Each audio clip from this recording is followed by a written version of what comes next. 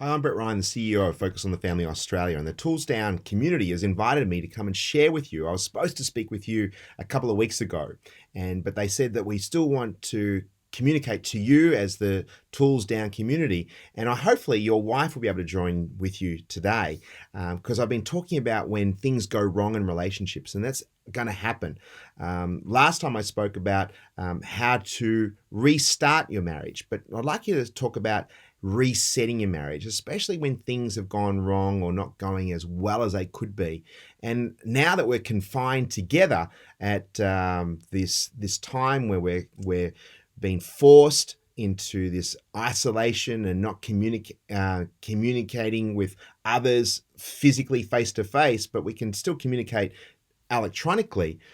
But one of the things that my role here at Focus on the Family Australia is we're all about strengthening relationships and strengthening families. And the best thing you can do for your family is to have a strong marriage. But we also know that things don't go to plan. And we would love to be able to say that there is no conflict in a healthy marriage. In fact, a healthy marriage is actually not the absence of conflict, it's actually how you resolve conflict. And maybe I'll do that another time, but I'm going to give you some tips, if you like, and on how to reset your marriage, especially when things aren't going so well.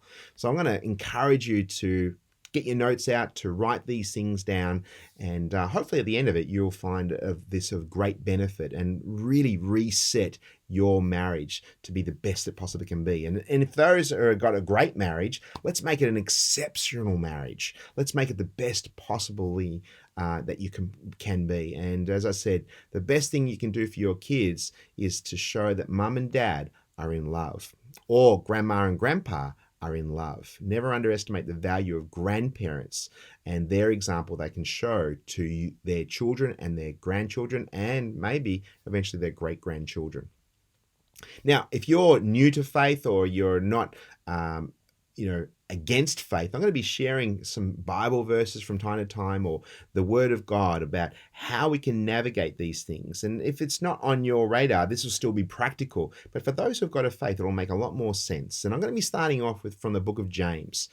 And it says, "The wisdom that comes from heaven is first of all pure, then peace-loving, considerate, submissive, full of mercy and good fruit, impartial and sincere." And that's a great place to start, that we should be peace loving, and not, no one can actually say, "I love conflict," especially to those that they love.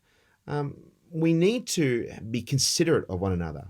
And one of the best things that my wife and I do is we actually show each other high value and consider one another the best. And we've been married for 30 years, and my wife treats me with respect and submits to me, but I also submit to her.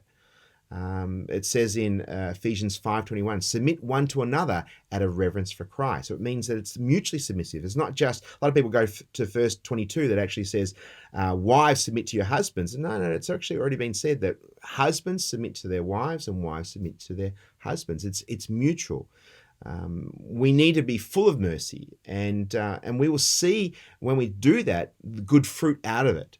And when we are showing that love and that affection, that consideration, that thought, that kindness, that compassion, needs to be genuine and very sincere. So it's a great place to start of resetting your marriage. So here are a couple of things that you can do to reset your marriage.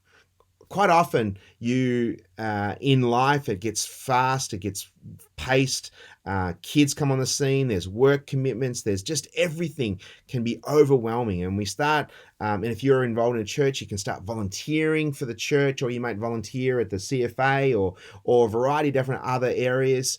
And life can get so busy, and the people that were right next to us, by our side, can often be neglected. And that includes our children, but particularly our spouses.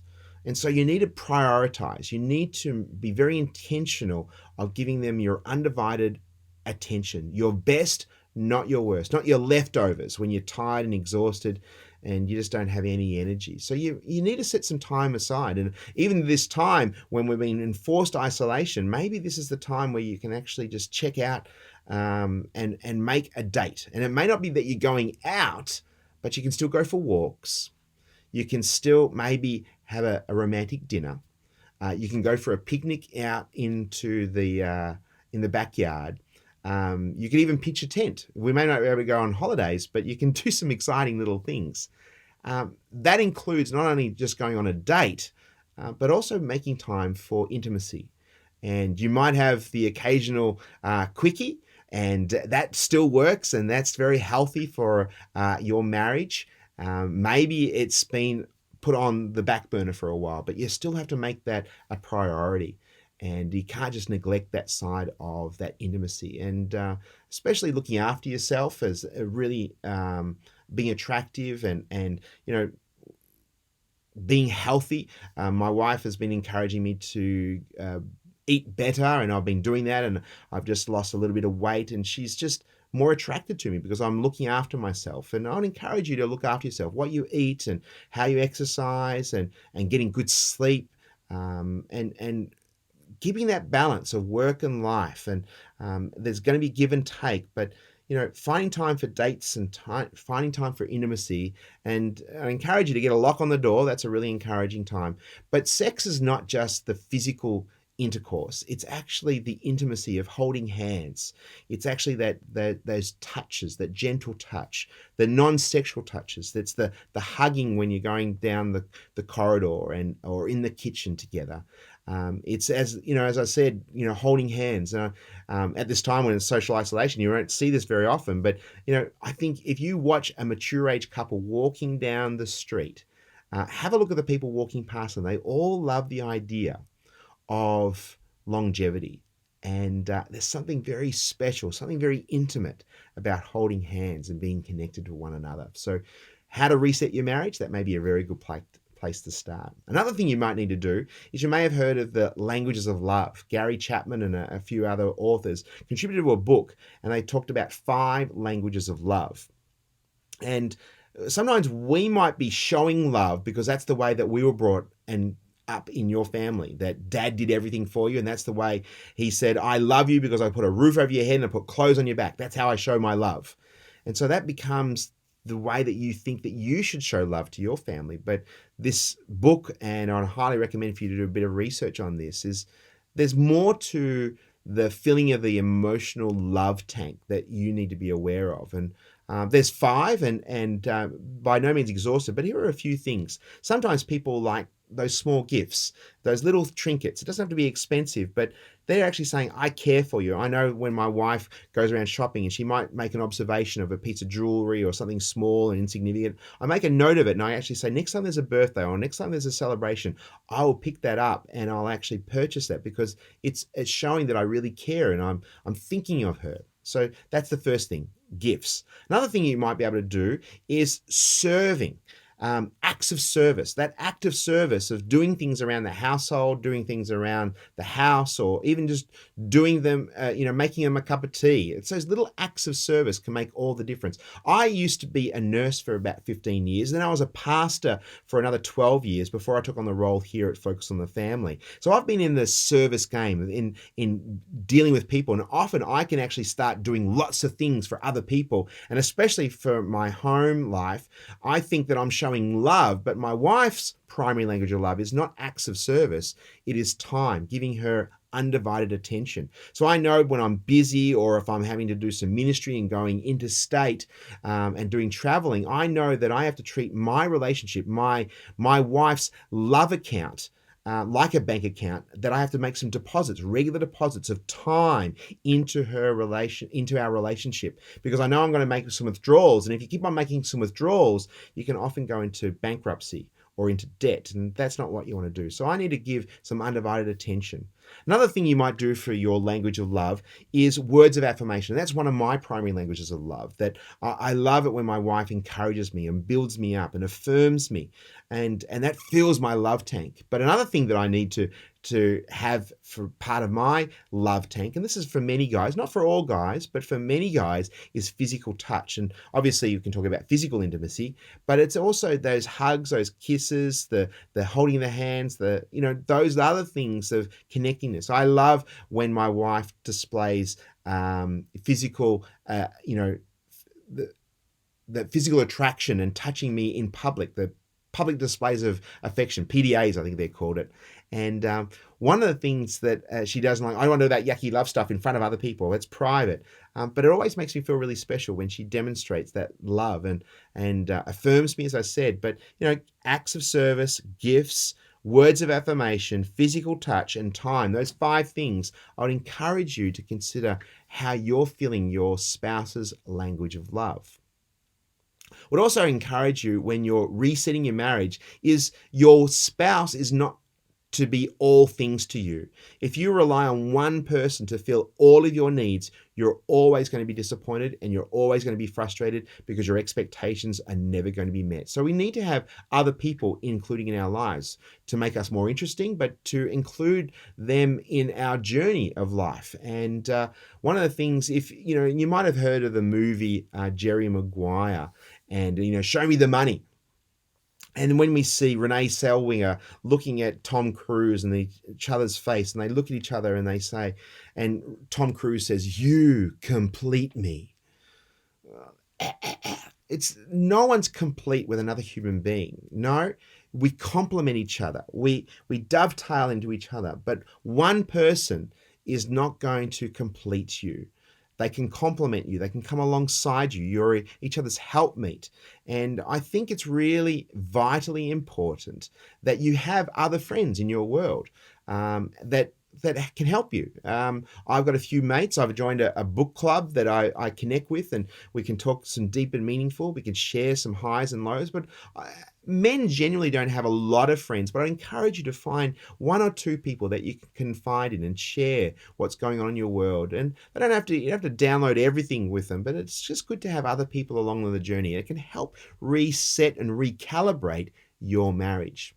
Another thing you can do to reset marriage is when you have some fun together and have some time together. We as a couple, my wife and I, we play lots of card games. We just enjoy each other's company. We have good belly laughs and get the giggles out. When was the last time you had a really good time and spent undivided attention and had some fun with your spouse? It may be time to go and do that together. Another thing you can do is, and we got into the trap of this, is that my wife was suffering from chronic fatigue. So she'd go to bed earlier and I'd come to bed later, and it wasn't great for our marriage. And so I encourage you as best as you can to go to bed at the same time. One could read, or one can do some activities or do a devotion, or just going to bed together. It's just setting a tone that is saying we're not living 2 separate lives. We're doing this together. And it's lovely as best we can to wake up together, but I'm often the early riser. I go out and do some exercise, or I go to work, much earlier than other people, just so I can give undivided attention. But, as best I can, I try and go to sleep together, and we also wake up together. And one of the things I mentioned at the previous time I shared is the only person you can control is yourself. You need to be the best version of yourself.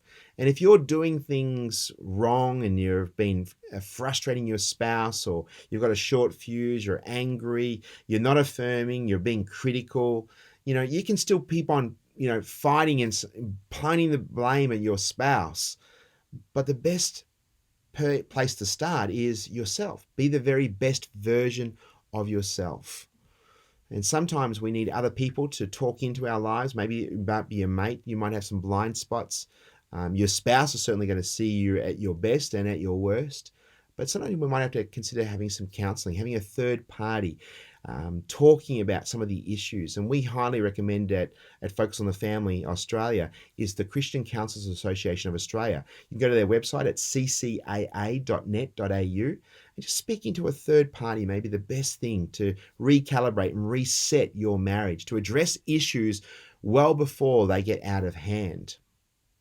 And I mentioned earlier about Christ, and I don't know if Jesus or God is on your radar at the moment, but I'd encourage you to explore this. Talk to someone who has an active faith, and where is Christ in your marriage? Where is he? Is he in the center of it, or is he on the outside, or is he way not even there? I'd really encourage you to reset and recalibrate your marriage, is to place Christ at the center. And one of the best things you can do as a couple is to pray together. All the evidence says that couples that put God first and praying together actually improves the health and well-being of their marriage. It improves their sex life, it improves their fun and laughter, it improves their longevity, and lowers their heart rate, lowers their blood pressure. All of these things are simply by doing life together. And I hope this has been of an encouragement to you, as if you're going through some issues of within your marriage, be proactive, not reactive. Don't wait till it gets impossible to recover, when the horse is bolted, so to speak, but address issues well before they get out of hand. And we encourage you to speak to a counselor, or speak to a pastor, or speak to someone that you trust or look up to, a mentor that can address some of these issues. And where is God in this? He is there every step of the way, and He wants your marriage not just to survive, but to thrive.